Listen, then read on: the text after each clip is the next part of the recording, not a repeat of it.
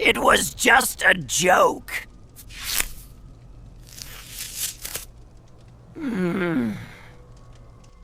Imagine this. You make a brilliant point in a meeting. A moment later, a colleague repeats your exact idea, just clarifying it, and gets all the credit. No one says a word, or someone calls you by the wrong name for the 10th time and tells you, you're being too sensitive when you correct them. These are not movie plots. They are quiet, everyday moments of psychological warfare. Today we are sharing 4 true unsettling stories about the horror that has no name, but has 1,000 tiny cuts. The true terror of this experience is its deniability. It's not a monster you can point to. It's a feeling, a pattern, a slow and steady erosion of your own sanity. It's the quiet gaslighting that makes you question yourself. Did I overreact? Am I being too sensitive? Did that really just happen? This is the exhausting, invisible battle of navigating a world of microaggressions, a daily reality where you are forced to edit yourself before you speak, until one day you find that you have been edited into silence. But you are not imagining it, and you are not alone. By exploring these real accounts, from a name that is constantly forgotten to a seat at the table where you are never allowed to speak, we will give a voice to this silent horror. These stories are more than just unsettling anecdotes. They are a validation of your reality and a guide to recognizing the quiet violence that hides in a simple joke or a friendly correction. Now, before we speak up, make sure you are subscribed to Whispered Fear and have activated the bell, because your story deserves to be heard. Did I say that right? The first time he got her name wrong, it was a simple and entirely forgivable mistake. It was in a large departmental meeting. Priya had just presented a series of innovative and frankly brilliant design solutions for a difficult client project. She was nervous, but her presentation was flawless. When she finished, there was a moment of genuine, impressed silence. Mr. Harrison, sitting at the head of the long marble conference table, had smiled, a warm paternal smile. He had boomed, his voice echoing in the quiet room. Excellent work, Annika. Truly out-of-the-box thinking. That's what we like to see. A small, hot flush of embarrassment and confusion washed over Priya. She opened her mouth to correct him, but the moment was gone. The meeting had moved on. Her own project manager, a kind man named Tom, had given her a small apologetic shrug from across the table. It was a minor slip-up, an easy mistake to make. Mr. Harrison was a busy man. Priya and Annika had been hired. Around the same time, she let it go. A month later, it happened again. This time, it was in a smaller, more intimate setting. Mr. Harrison was giving a tour of the office to a potential high-profile client. He stopped at Priya's desk.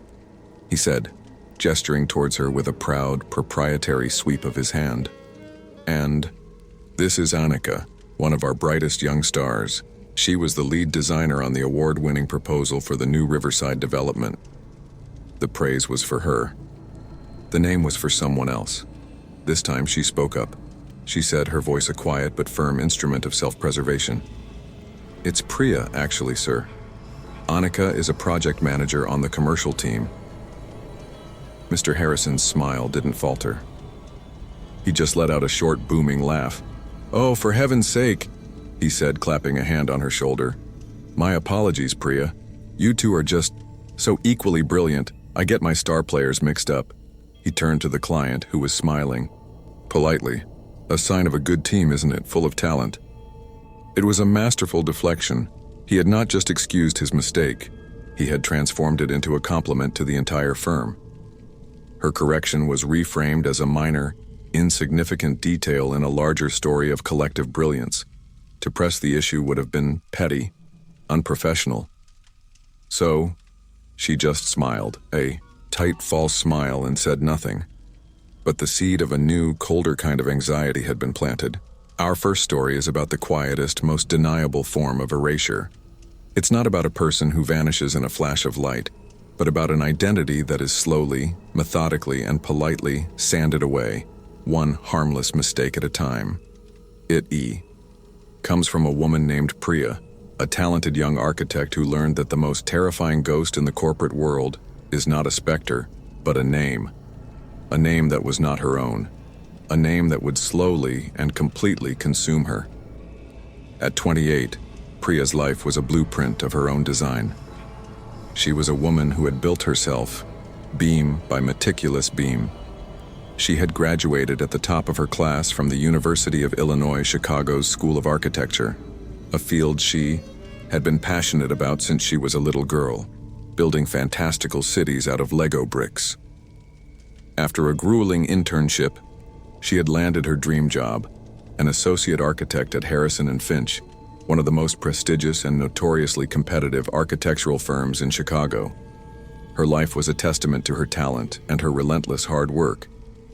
She had a small but perfect apartment in a historic Greystone in the Lincoln Park neighborhood, a quiet sanctuary from the high-stakes pressure of her job. Her identity was her work, and her work was her life. The firm's offices were on the 84th floor of the Willis Tower, a place that felt, quite literally, on top of the world.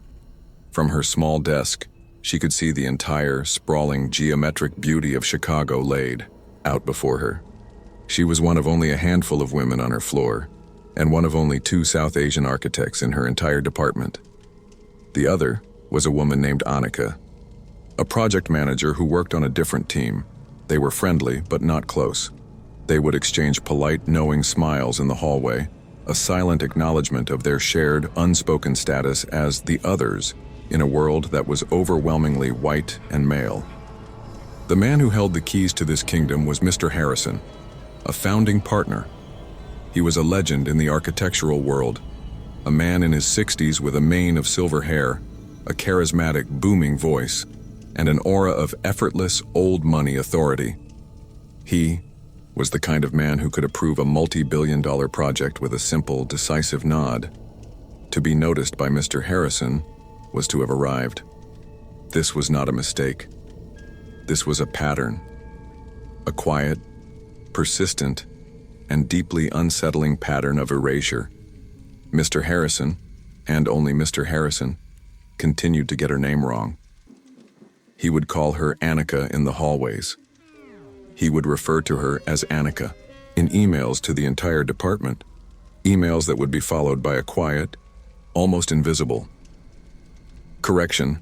The previous email should have credited Priya Sharma from her own manager, an act of support that somehow only served to highlight the original public error. The gaslighting was subtle, almost artistic in its execution. When she would correct him, he would always have a new and utterly deniable excuse. "Oh, of course, Priya. My apologies, I was just speaking with Annika about her project. Her name was on my mind." Or, the most infuriating one of all, "Priya? Annika, Priya. It's close enough, isn't it? You know who I mean." The phrase, "close enough," became a quiet psychological torture. Her name, her identity, the very sound that had defined her entire existence, was being dismissed as a triviality, an insignificant variable that was close enough to another person's. Her colleagues, her supposed teammates, were silent witnesses. They saw it happen. They knew it was wrong. But no one, not once, ever corrected him in the moment. The fear of contradicting a man like Mr. Harrison was a more powerful force than the simple human decency of acknowledging a colleague's name. Their silence was a form of complicity, a quiet collective agreement to participate in her slow, methodical erasure. The horror of these microaggressions was not in their malice, but in their deniability. Each individual incident was small enough to be dismissed, a slip of the tongue, a senior moment, a simple mistake. But taken together, they were a relentless, dripping water torture, a campaign designed to erode her sense of self, to make her feel interchangeable, invisible.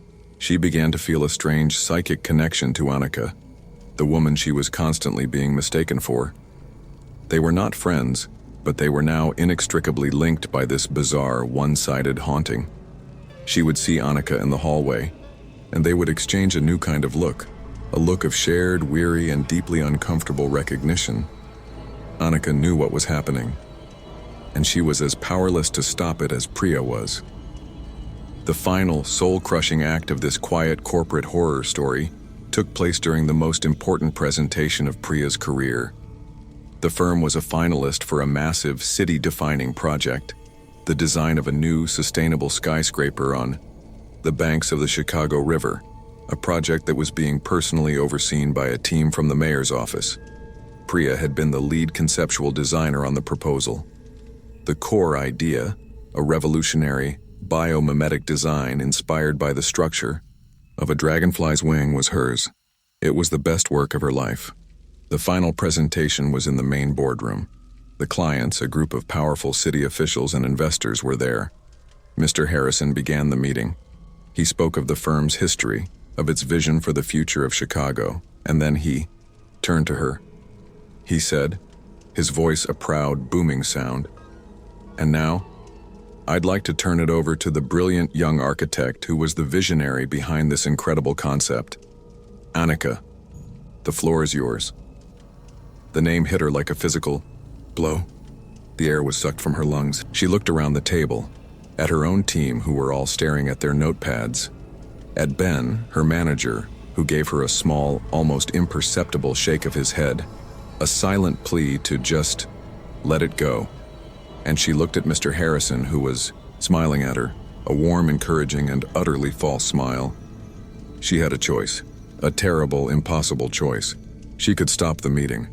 She could correct him in front of the most important clients of her career, and in doing so, create a scene of profound and professionally suicidal awkwardness. She would be seen as difficult, as petty, as hard to align. The label he had been so carefully crafting for her would become, in that moment, an undeniable self-inflicted truth. Or she could stay silent. She could accept her own erasure. She could stand up as Annika and present the work of her own mind, her own soul, and allow another woman to receive the credit for it. She chose silence. She stood up, walked to the podium, and for the next 30 minutes she gave the presentation of her life. She spoke with a passion and a brilliance that seemed to come from a place outside of herself. She was not Priya Sharma, the nervous and now invisible architect. She was Annika, the star. When she was finished, the room erupted in applause. The clients were ecstatic. The project was theirs. The lead client, a powerful city councilwoman, walked over to her, her hand extended. The woman said, her eyes shining with genuine admiration, "That was, without a doubt, the most brilliant architectural concept I have ever seen. Congratulations, Annika. You are going to have a very bright future." The final devastating twist came the next morning. An internal company-wide email was sent out by Mr. Harrison, announcing their victory. It praised the team effort, and it announced a new promotion. Annika had been promoted to senior architect and had been named the project lead for the new skyscraper, a position that should have, by every conceivable metric of merit and justice, been Priya's. She was left with a knowledge that was a form of a living death. The system was not just biased. It was a self-correcting organism designed to protect its own. Her talent had been harvested, and the credit for it had been neatly, efficiently, and permanently transferred to someone else. She now lives with a quiet, chilling, and deeply unsettling question. In a world where your identity can be so easily, so casually, and so publicly erased, what is the point of even having a name? She is a ghost in her own career, a silent, invisible contributor to a world that has decided she is close enough to someone else. And she is haunted by the final and most terrifying realization of all. The most effective way to make a person disappear is to simply and repeatedly pretend they are someone else, until they and everyone around them starts to believe it.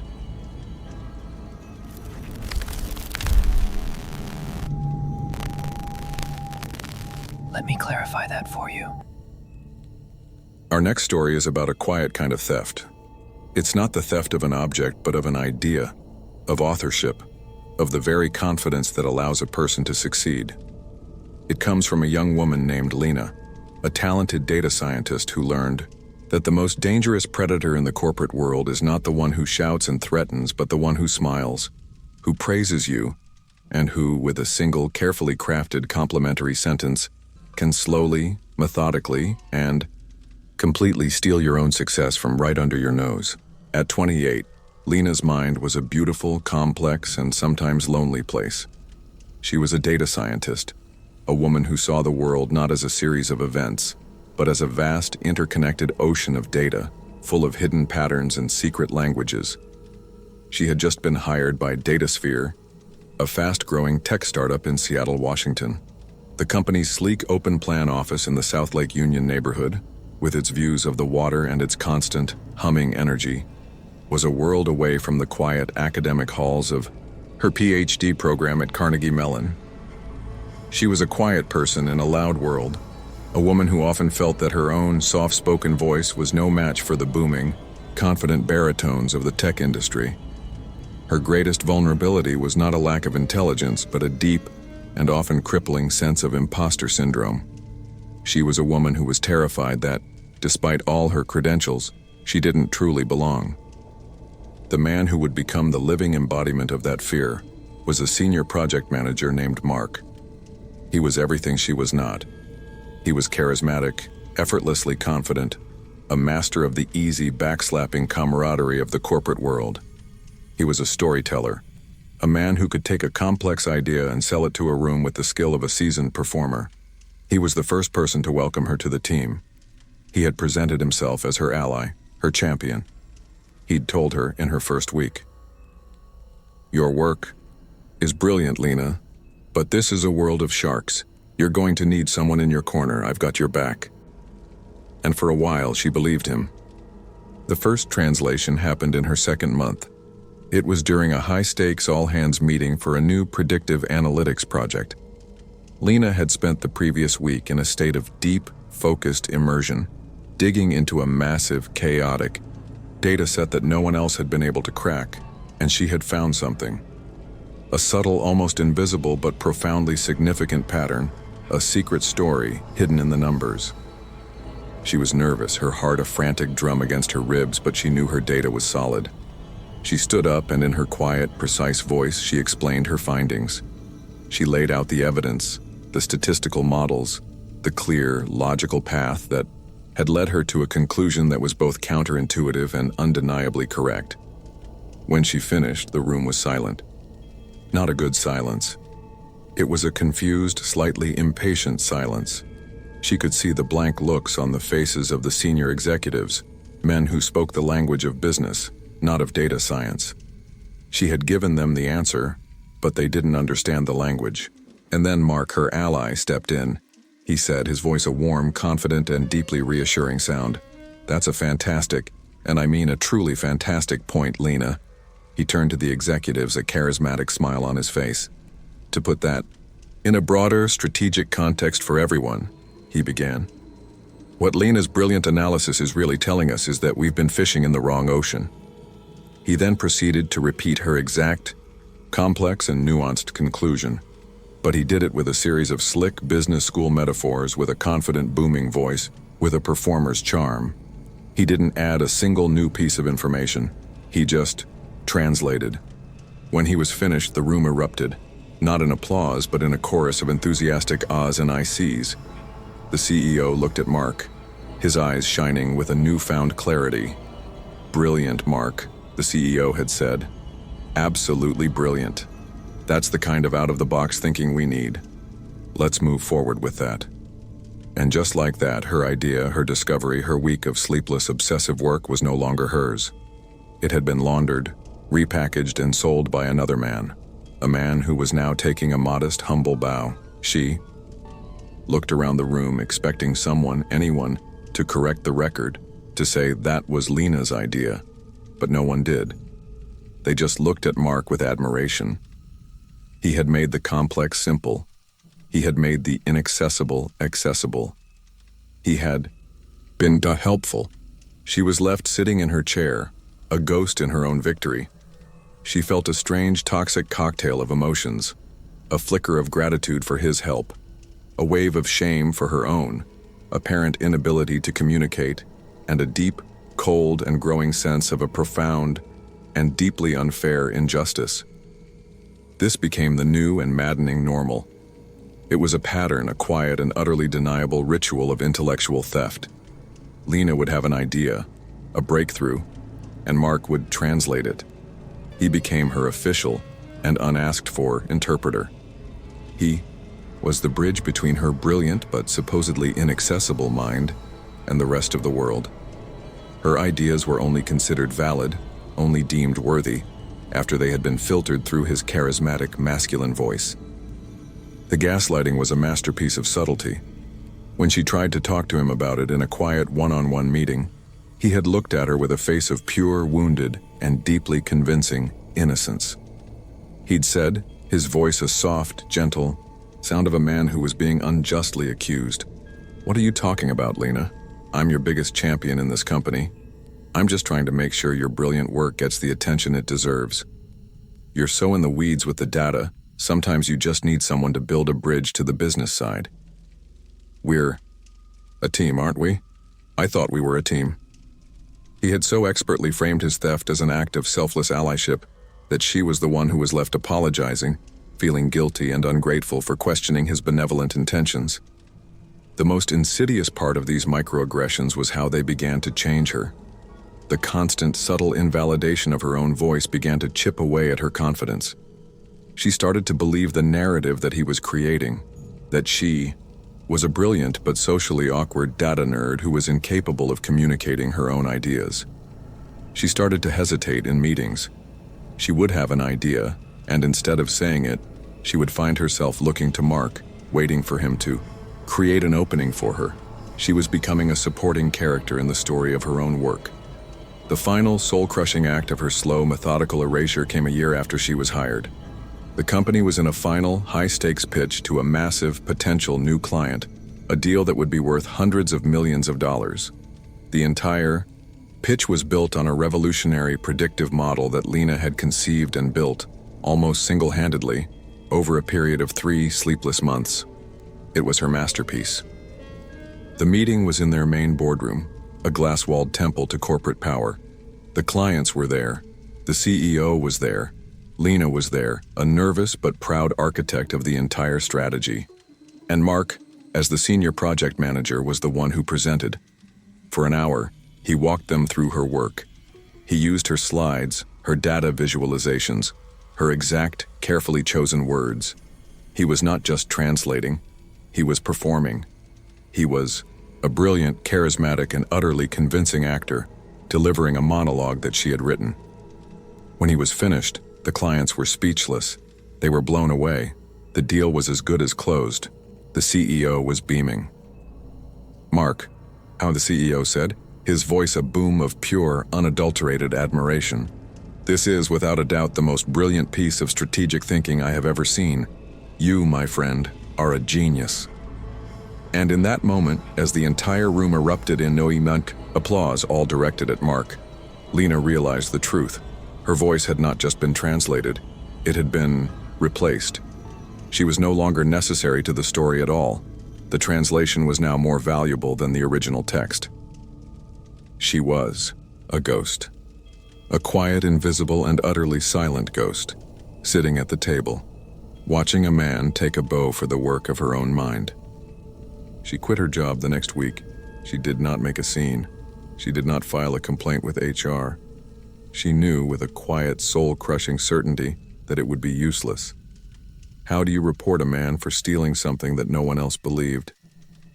Was yours in the first place? She just disappeared.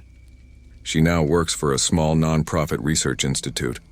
Her work is still brilliant, but she is haunted. She is haunted by the quiet, smiling face of a man who taught her the most terrifying and deeply human of all truths, that the most effective way to silence a person is not to tell them to be quiet. It's to convince them, and everyone around them, that they were never really speaking at all. And she is left with a final and deeply unsettling question. How many of the world's great communicators are not creators at all, but just the charming, charismatic, and celebrated translators of 100 different, brilliant and forgotten silent voices?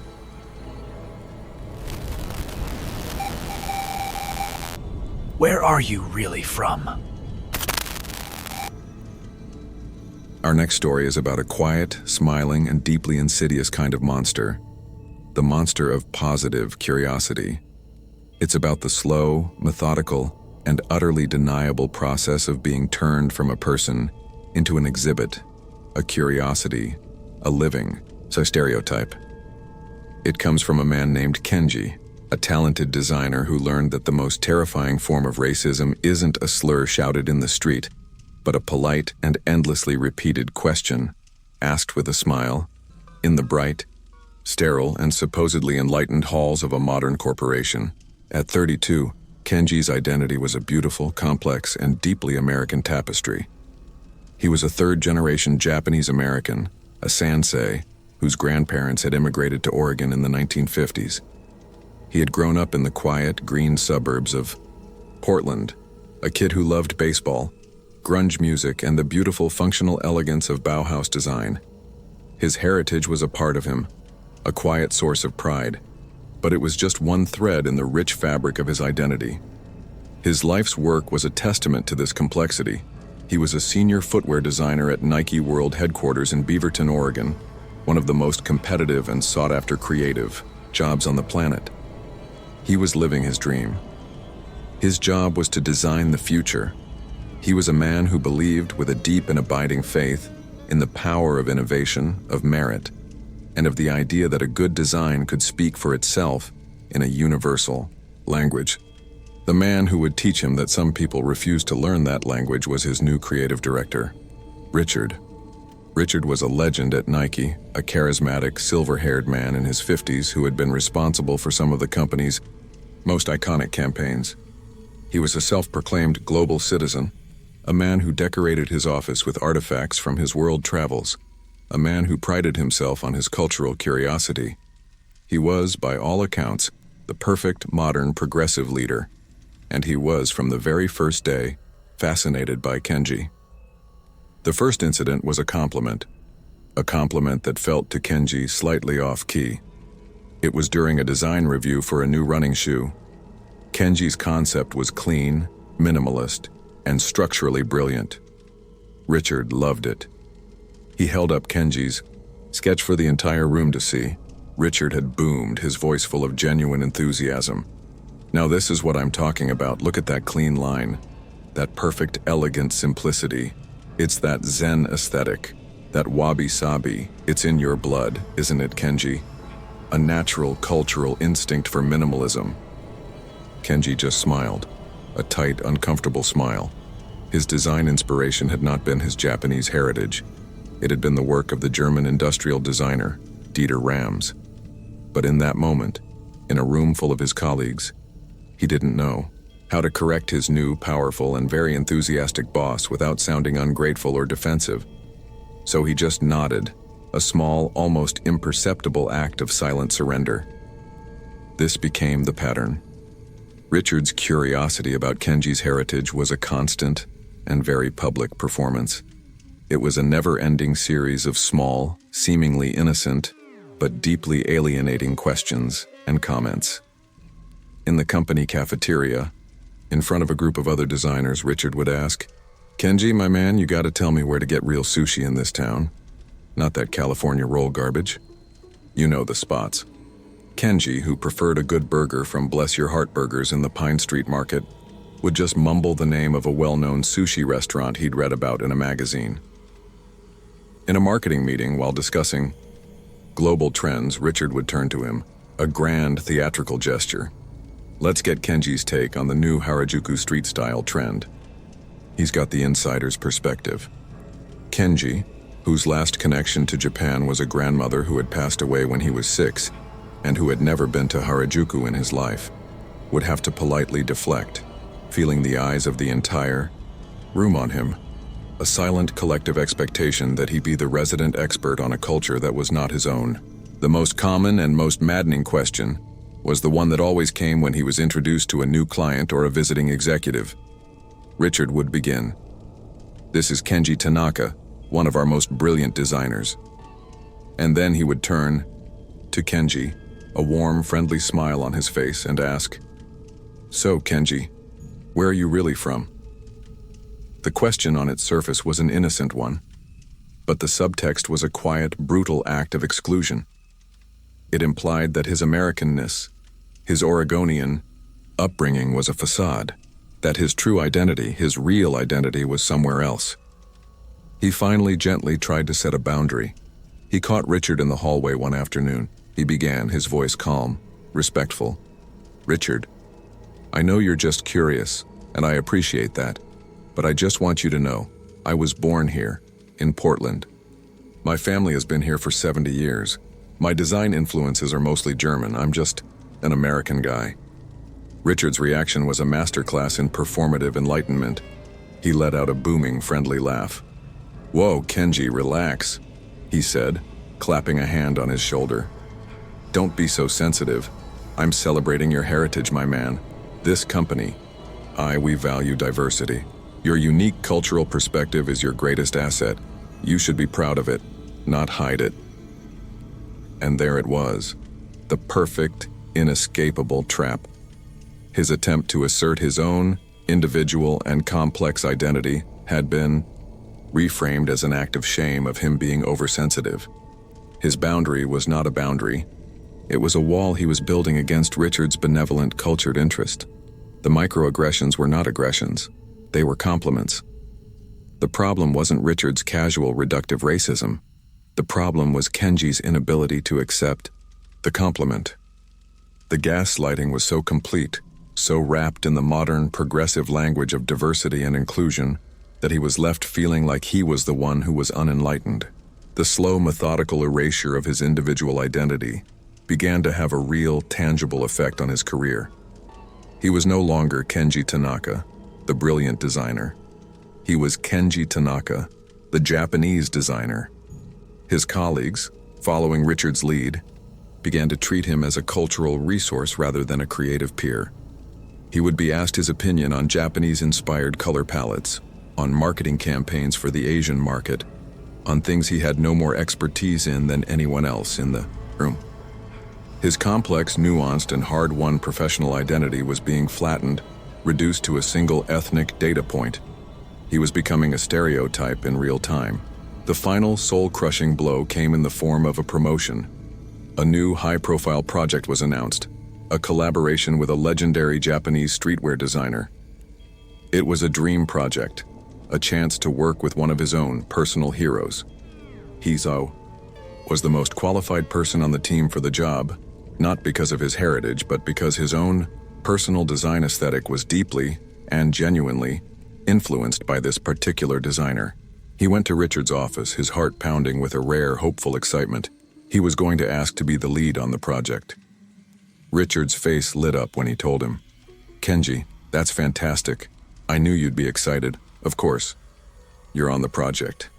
He paused, a thoughtful look on his face, but not as the lead designer. Kenji just stared at him. Richard said, the words a proud, benevolent pronouncement. "I'm putting you on the project as the cultural liaison. You'll be the bridge between our team and theirs.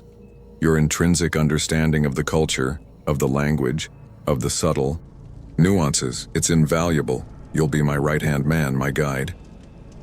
The room went silent. A cultural liaison, a guide, a translator. He had not been seen as a creative peer of the legendary designer. He had been reduced to a glorified interpreter, a local tour guide for his own supposed culture. And the lead designer role, it was given to a younger, less experienced, but white designer, a man who, Richard explained, had a better grasp of Nike's core global brand identity. He was being offered a seat at the table, but it was not as a designer. It was as an exhibit, an artifact, a living, breathing piece of the Museum of Diversity that Richard was curating. He was left with a choice that was no choice at all. He could accept the role, and in doing so, accept the final, complete erasure of his own hard-won identity as a designer. He could become the stereotype that Richard had so expertly and so lovingly crafted for him, or he could quit and leave the dream job he had worked his entire life to get. He now works at a small independent design firm in Portland's Central East Side. A place where his work, not his name, is the only thing that matters. But he is haunted by the quiet, smiling face of a man who taught him the most insidious and most terrifying of all truths. The true horror of this kind of microaggression is not that it is an act of hatred. It is that it is often and genuinely perceived by the perpetrator as an act of love, an act of curiosity, an act of celebration. He is left with the quiet, chilling knowledge that the most effective cage is not one built of anger and hate, but one that is built of a kind, smiling, and deeply benevolent ignorance. And he is haunted by a final and deeply unsettling question: how do you fight a monster who is absolutely and completely convinced that he is your greatest admirer? We'll sew back to you.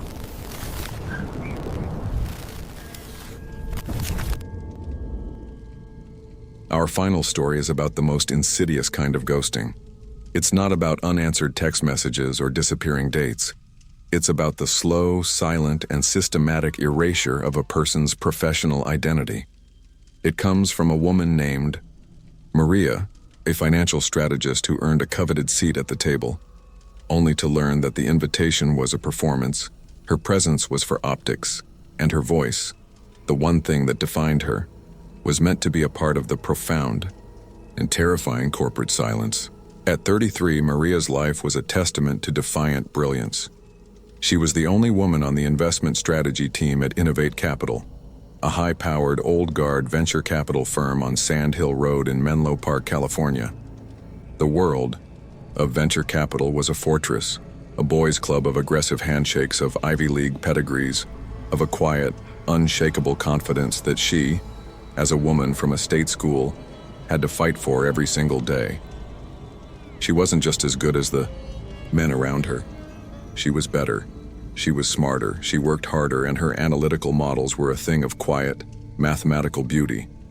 She had spent a decade of her life sacrificing everything: relationships, hobbies, sleep, for one singular goal.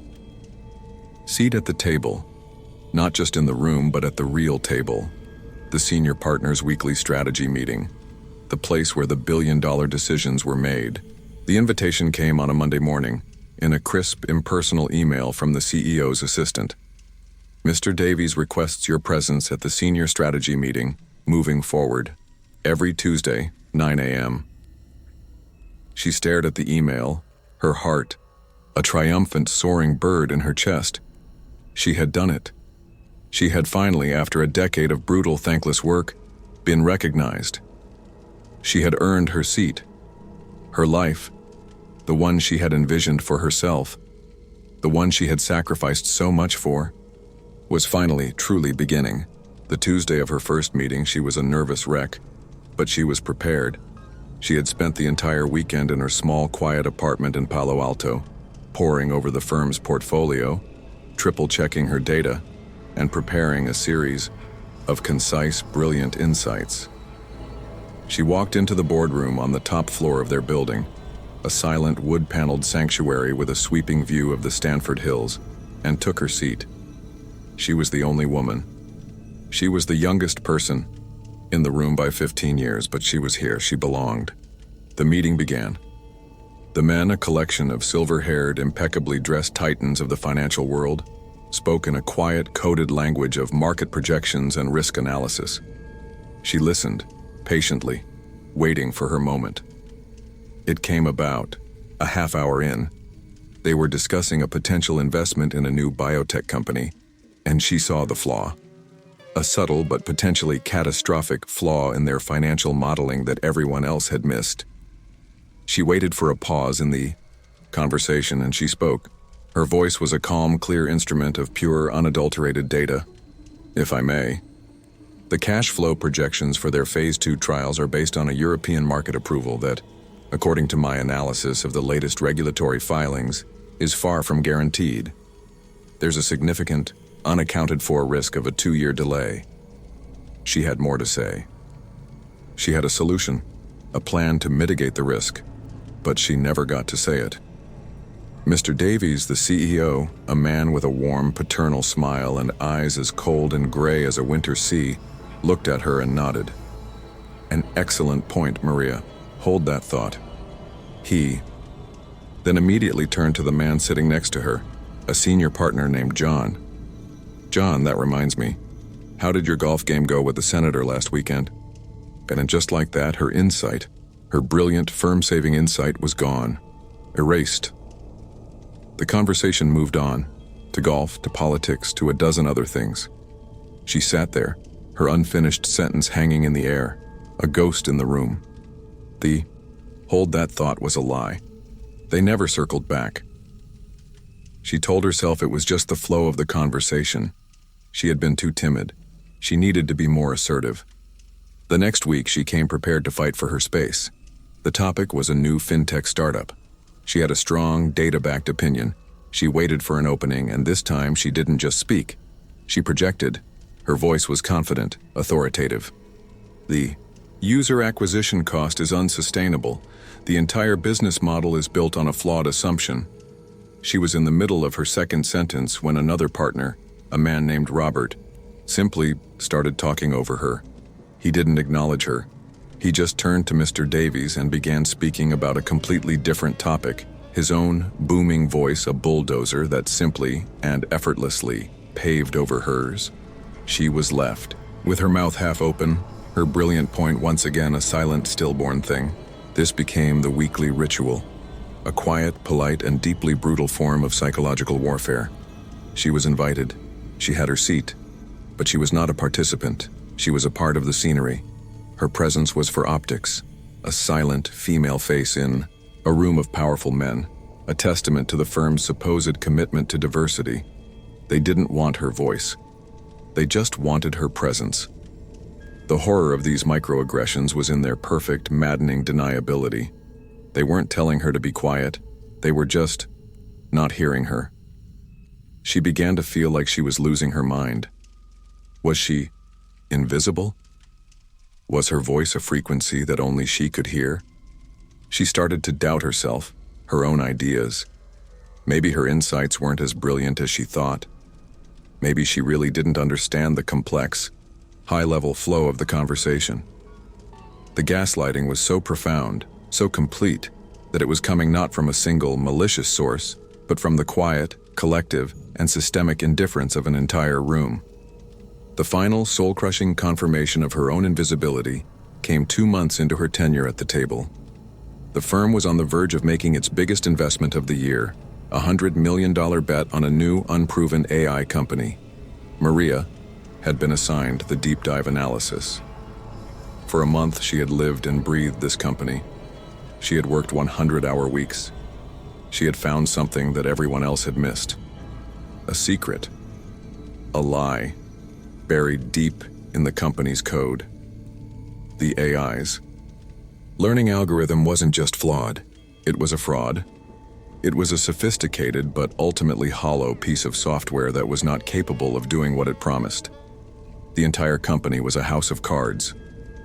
She knew that this discovery was her one, last chance to prove her worth, to make them hear her. She prepared a detailed, irrefutable report, charts, data, a line-by-line analysis of the fraudulent code. She went to the final investment meeting, her report in her hand, her heart a cold, hard knot of fear and a desperate final flicker of hope. She was going to save them from a $100 million mistake. They would have to listen. She waited for her moment. The partners were all in agreement. The deal was a slam dunk. The papers were ready to be signed. She said, her voice a loud, clear, and slightly trembling sound that cut through the self-congratulatory chatter. Before we vote, there is something you all need to see. She stood up and began to present her findings. She laid out the evidence piece by damning piece. She showed them the fraudulent code. She showed them the impossible projections. She showed them, with a cold, logical, and irrefutable certainty, that they were about to invest in a lie. When she was finished, the room was silent. A profound, heavy, and deeply uncomfortable silence. She had not just presented data. She had presented an inconvenient and deeply embarrassing truth. She had proven them all wrong. Mr. Davies just looked at her, his paternal smile gone, replaced by a look of pure reptilian coldness.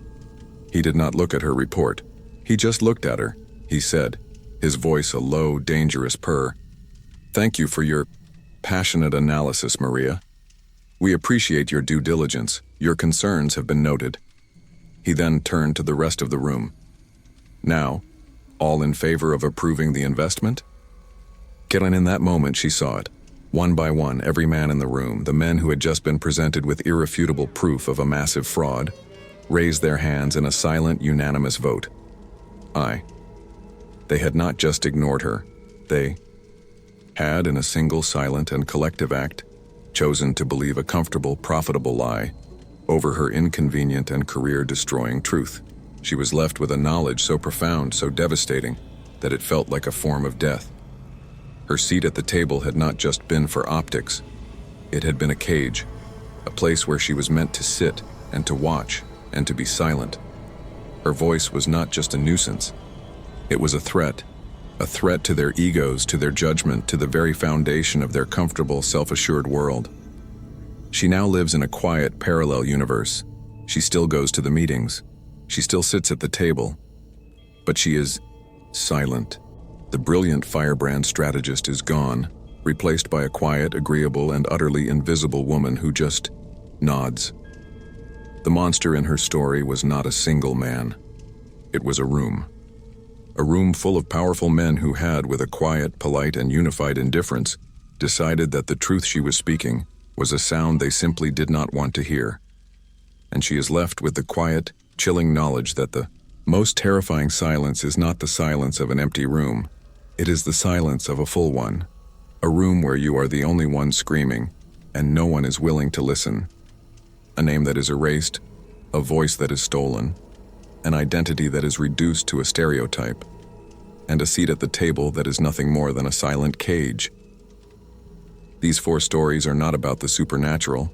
They are about a far more common and far more insidious kind of horror, the quiet, methodical, and soul-crushing violence of psychological warfare in the one place you are supposed to be safe, your job. The true terror of microaggressions is their deniability. The monster's greatest trick is convincing you it doesn't exist. It hides in a harmless joke, in a well-meaning compliment, in a polite interruption. Each incident is small enough to be dismissed, to make you question your own sanity. Am I being too sensitive? Am I overreacting? This is the core of the gaslighting. It's a quiet, psychological warfare that forces you to become your own jailer, to silence your own voice, before anyone else has to. These accounts force us to confront a chilling truth about the modern world. The most effective way to make a person disappear is not to attack their body, but to slowly, silently, and systematically erase their identity. And they leave us with a final, deeply unsettling question. In a world full of these quiet, invisible weapons, how can you be sure that you are not already a ghost in your own life? If these stories have given a voice to a feeling you've never been able to name, prove that you will not be silenced by subscribing to Whispered Fear, leaving a like, and sharing this video. Your support helps us to ensure every story is heard. But what if the attacks are not subtle? What if the horror doesn't stop when you leave the office and go home? Click the video on your screen now as we explore the terror that follows you everywhere. 3 true scary stories of cyberbullying that doesn't end at night. See you there. The screen is always watching.